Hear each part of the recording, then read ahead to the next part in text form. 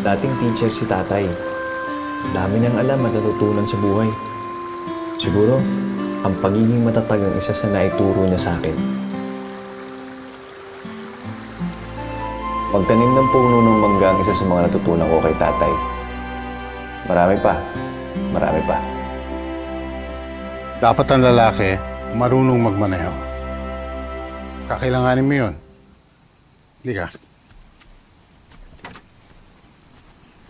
Magandang araw po. Kumusta po kayo? Buti naman kami. Kayo. Eto, ganun pa rin. Walang pagbabago. Mukhang mamamatay na kami, hindi nakukuha yung minimithi namin.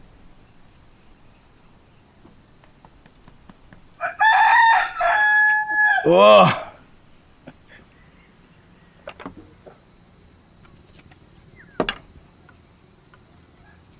Sige po.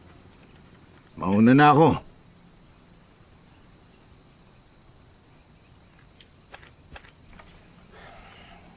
Pare, napaka-importante ng balance of power.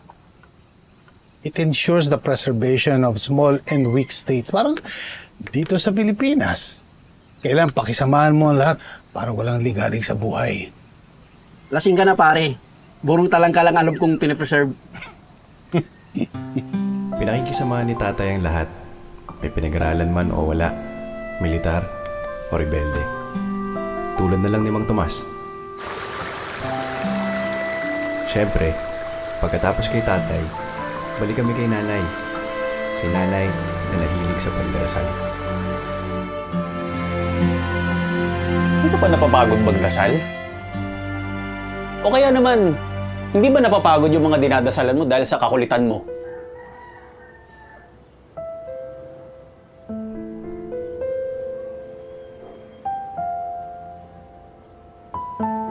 Tara, Nestor. Hanapin natin si nanay.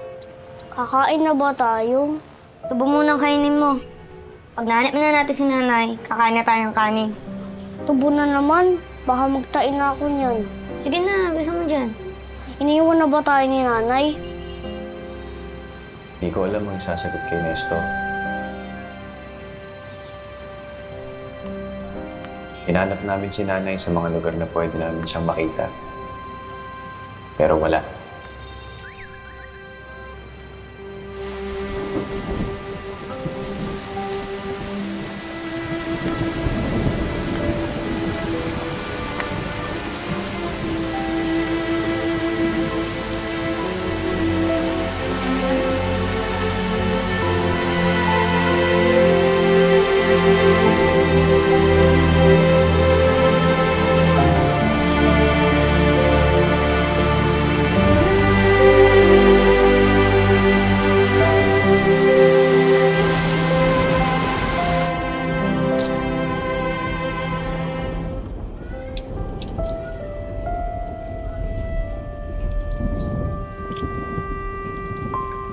Tiis mo na, ha?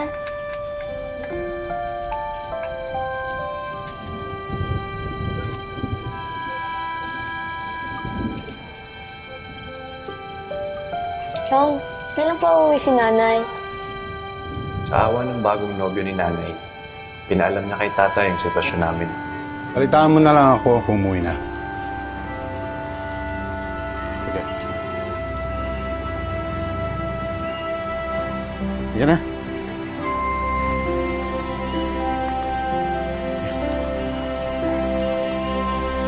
Hanggang isang araw, hindi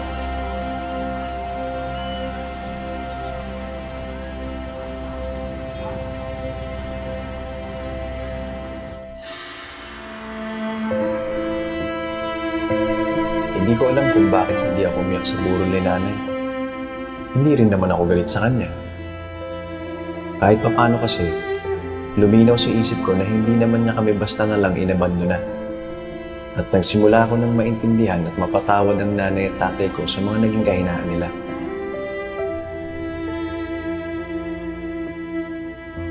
Huwag kang gagaya sa akin. Magpakatatag ka. Manalig ka sa kakayahan mo. ikaw, higit kanino man ang tutulong sa sarili mo. At ang mahalaga, sigurado ako na matatahimik na ang buhay ng nanay. Kawawa naman si Elena, no? Pero, nakita raw siya padipa-dipa sa loob ng simbahan ng Quiapo.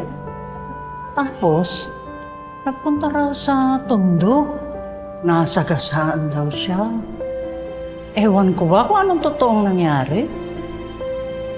Siguro nga, hindi na niya nakayanan yung mga problema niya. Tsaka, hindi rin na rin siya nailigtas ng kanyang pananampalataya.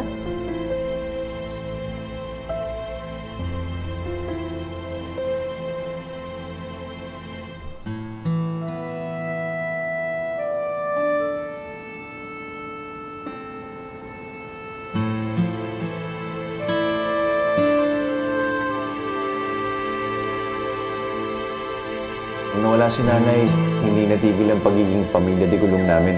Nagkaroon na naman ng bagong karelasyon si tatay. Dito na tayo titira. Sige na.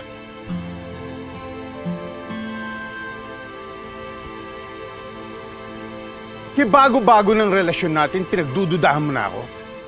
Tumigil ka, ha? Tumigil ka. Alam ko, hindi pagtakas ang naging desisyon ko kundi pagsisimula. Walang madaling simula. Pero pag nasimulan mo na, alam mong isang hakbang na yon papunta sa kung saan mo man gustong makarating.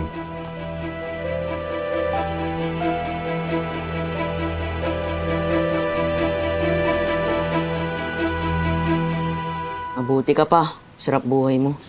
Hindi naman. Ang saya, no? Magkasama na tayo. Di naman natin kasama si Nestor. Buti pa. Turuan na lang kita mag-gitara. Kinairam ako ng kasama ko sa choir. Gamitin mo na natin. Tapos, samahan mo ko sa singing contest. Samahan mo ako, ha? Sige.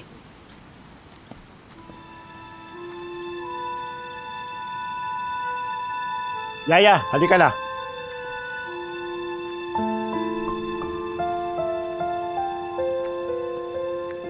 Bakit kaya ganun yun? Mabait naman.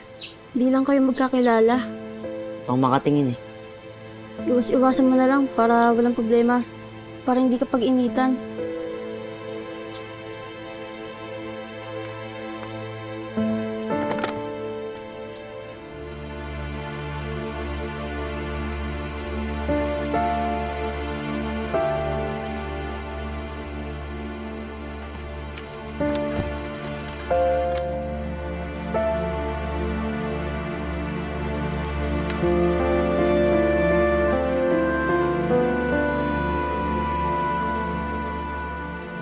Tanghali na.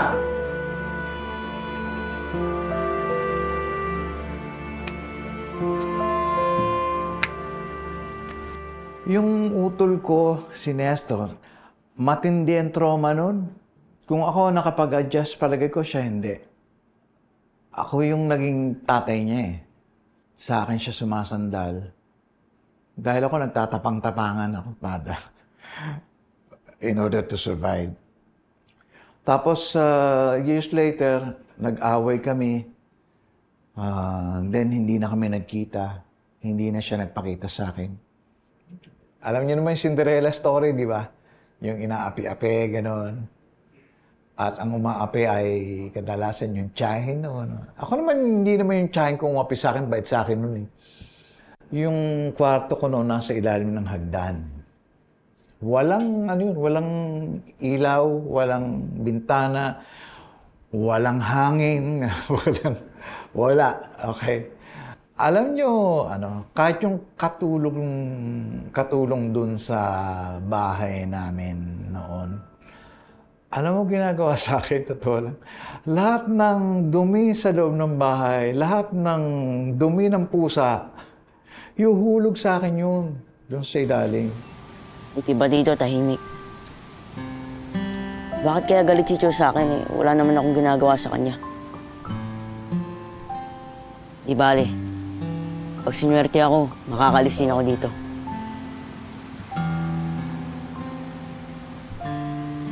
Ikaw na bahala. Hindi ko alam kung bakit kailangan ng kontrabida sa bawat kwento. Ang alam ko lang, huwag mo silang pansinin. Pag nadapa, bangon. Pag nasaktan, huwag magreklamo. Huwag mong ipakita. Magsasawa rin sila. Minsan kahit Diyos nasisisi ko sa mga pagsubok na dinaanan ko. Kung makapangyarihan talaga siya, bakit marami ang malungkot, nasasaktan, at nahihirapan? Pero sa kabila ng hirap, buhay pa rin naman ako.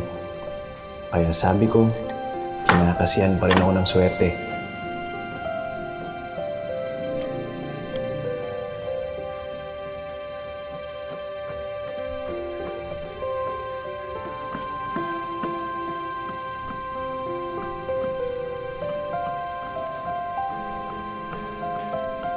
Sino may sabing pakialaman mo yan? Oo nga.